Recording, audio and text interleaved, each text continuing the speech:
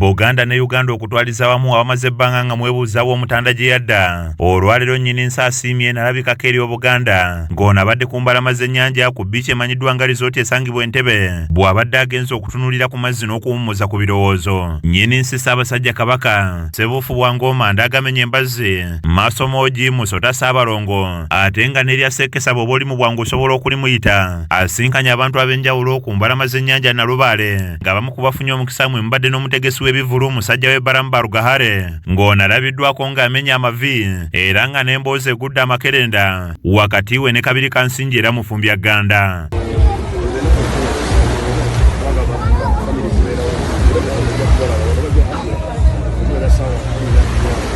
Buli alabye ku mutandaalo era kitegedde nti embeera ye yeeyagaza era ng'ebibuuzo ebibadde bijjudde ku mimwa gy'Abannayuganda okusiima kw'omutanda Nalabikako eri Obuganda byonna biddiddwamu. Ono era aliko n'abantu be baasanze ku bbiici eno baasise mu mikono era nga bwe mba sikulimbye singa abadde nze mbadde sizinaaba olwaleero.